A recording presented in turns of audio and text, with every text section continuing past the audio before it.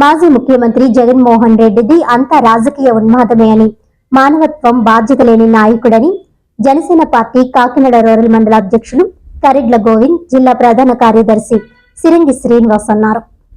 Kakinada rural మండలం గంగరాజనగర్ Janasena party కార్యాలయంలో ఏర్పాటు చేసిన పాత్రికేయ సమావేశంలో వారు మాట్లాడుతూ, జగన్ రెడ్డి రోడ్ షో వల్ల 2 ప్రాణాలు కోల్పోయారని, రాజకీయ లబ్ధి కోసమే ఎక్కువ ప్రాధాన్యత ఇచ్చే జగన్మోహన్ రెడ్డి ప్రజల ప్రాణాలతో చెలగాటమాడుతున్నాడని అన్నారు.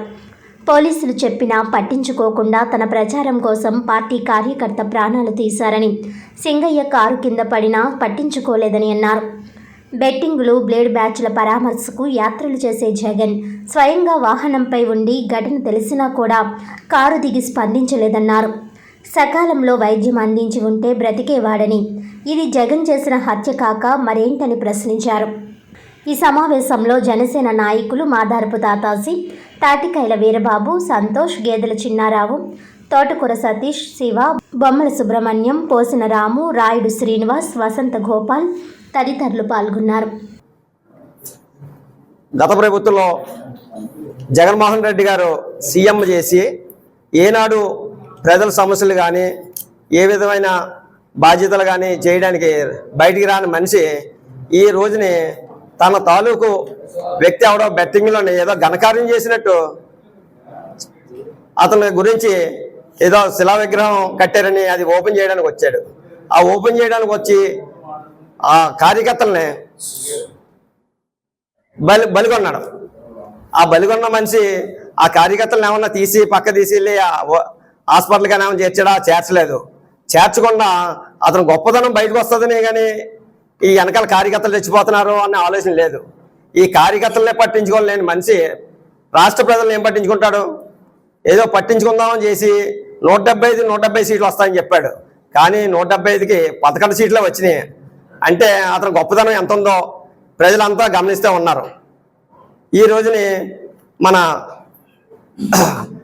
ప్రజల కోసం మన రాష్ట్ర ప్రభుత్వం, కూటమి ప్రభుత్వం ఎంతో మంచి పనులన్నీ చేస్తుంటే అవన్నీ ఓర్వలేక తట్టుకోలేక అతను ఏదో విధంగా రోడ్డు ఎక్కి వాళ్ళని అబాస్ పాలు చేయాలనుకుంటున్నాడు. కానీ అతను మాత్రం ఏ విధమైనది చేయలేడు. ప్రజలంతా గమనిస్తూనే ఉన్నారు. కనుక ఈ కూటమి ప్రభుత్వం సూత్రాలు 6 సూత్రాలు చెప్పారు. 6 సూత్రాల్లోనే ఇంకొక 2 సూత్రాలు ఉన్నాయి. ఆ 2 కూడా ఆగస్టులోనే తీరుస్తానని చెప్పారు. కానీ ఇవన్నీ ఎక్కడైతే ఇదైపోతాయో మధ్యలో మనం అతన్ని చెడగొడదాం, కూట ప్రభుత్వాలను లింకులు పెడదామని చేసి అతను చేస్తూ ఇలాంటి మధ్యన ఇలాంటి యాత్రలు అయి పెట్టి ప్రజల్ని మభ్య పెడదామని చూస్తున్నాడు. కనుక ఈ అందరూ ప్రజలు గుర్తించుకొని తనకి గుణపాఠం చెప్తారని కోరుకుంటూ సెలవు తీసుకుంటున్నాం. ఎక్కడో బెట్టింగ్లు చేసి వ్యక్తులకి విగ్రహానికి యాత్ర బయలుదేరాడు. కానీ అక్కడ మనిషి కింద పడిపోయి నలిగిపోతున్నా సరే ఆయన ఎక్కడ యాత్ర ఆపలేదు. గతంలో చంద్రబాబు నాయుడు గారికి అలాగే యాత్ర చేస్తుంటే మధ్యలో ఎవరికో దెబ్బలు తగిలితే తక్కువనే అది ఆపేసేసి, ఆ ర్యాలీ ఆపేసేసి వెంటనే వాళ్ళకి హాస్పిటల్కి పంపించి అక్కడ నాయకులకి అప్పచెప్పి గతంలో చేసిన ఘనత చంద్రబాబు నాయుడు గారు. అటువంటిది మరి గతంలో చెప్పారు తమ్మినేని సీతారాం గారు, మాజీ స్పీకర్ గారు, ఆయన చెప్పినట్టుగా జరుగుతుంది. వస్తున్నాయి జగన్నాథ రథచక్రాలు వస్తున్నాయి అనే దాని కింద జనాలు నలిగిపోవాలని చెప్పిన సీతారాం గారికి మరొకసారి కృతజ్ఞతలు చెప్తున్నాను. ఎందుకంటే ఇలాంటి మీ నాయకుడు అని మీరే ముందు చెప్పారు. ఎందుకంటే ఇటువంటి నాయకుడు మీ జగన్మోహన్ రెడ్డి. ఈరోజు తల్లికి వందనం అని 10,000 కోట్లు వేసిన ఘనత చంద్రబాబు కూటమి ప్రభుత్వాన్ని.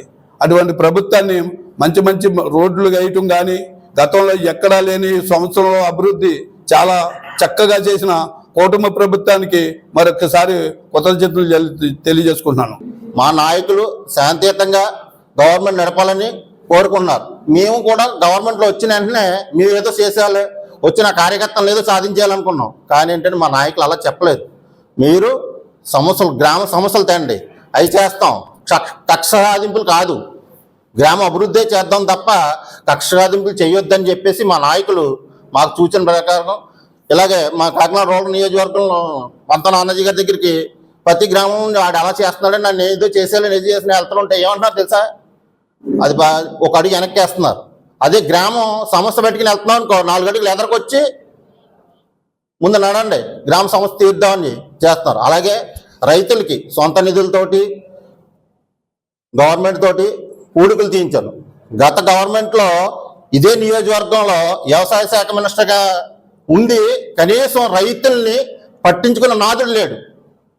నియోజకవర్గంలో పూడికలు తీయలేదు. ఈ రోజున వచ్చిన సంవత్సరంలోనే ప్రతి కాలువ పూడిక తీసి ప్రతి రైతుకి ఆదుకున్న వ్యక్తి ఎవరన్నా గవర్నమెంట్ ఏదైనా ఉందంటే ఎన్డీఏ గవర్నమెంట్.